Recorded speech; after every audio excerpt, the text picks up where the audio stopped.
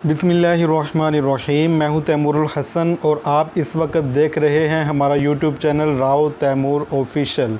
अगर आप अपने ख्वाबों की ताबीर हमसे जानना चाहते हैं तो हमारे चैनल को सब्सक्राइब कर लीजिए और कमेंट बॉक्स में जाके कमेंट करके आप अपने ख्वाब की ताबीर हमसे पूछ सकते हैं। आज की हमारी इस वीडियो का टॉपिक है ख्वाब में नमक देखना। अगर आपने ख्वाब में नमक देखा है तो हमारी वीडियो के साथ जुड़े रहिए, मुकम्मल वीडियो वॉच कीजिए।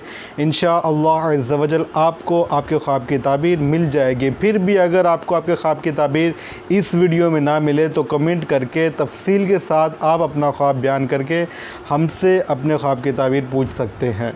अल्लामा इब्ने सीरीन अलैहि रहमा जो कि बहुत बड़े मुअब्बिर यानी ताबीर बताने वाले आलिम दीन गुज़रे हैं, वो फरमाते हैं कि अगर किसी शख्स ने ख्वाब में नमक देखा है तो ये इस बात की दलील है कि इस शख्स को बहुत ज़्यादा मालो दौलत मिलेगा और ये शख्स बहुत ज़्यादा भलाई के काम यानी लोगों की खैर ख्वाही के काम करेगा।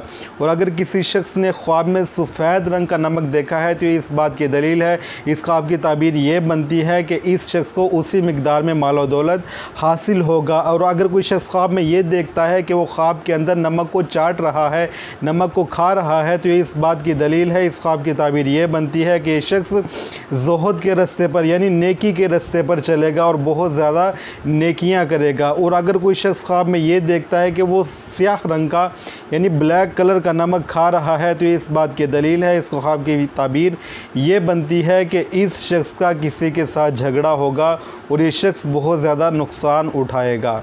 अल्लामा इब्ने सीरीन ख्वाब में नमक देखने के हवाले से, नमक खाने के हवाले से एक और ताबीर बयान फरमाते हैं। आप फरमाते हैं कि अगर कोई शख्स ख्वाब में नमक मिला हुआ गोश्त खा रहा है और वो गोश्त बहुत ज़्यादा अच्छी कंडीशन में है यानी किसी अच्छे जानवर का लग रहा है, वो ताज़ा और फ्रेश गोश्त है, तो इस बात की दलील है कि इस शख्स के रिज़्क़ में बरकत कर दी जाएगी। और अगर कोई शख्स ये देखता है कि ख्वाब के अंदर वो नमक मिला हुआ लागर किस्म का, कमज़ोर किस्म का गोश्त खा रहा है, तो इस ख्वाब की ताबीर ये बनती है कि इस शख्स के रिज़्क़ में तंगी होगी और ये तंग दस्ती का शिकार होगा। अस्सलामु अलैकुम वरहमतुल्लाहि वबरकातुहू।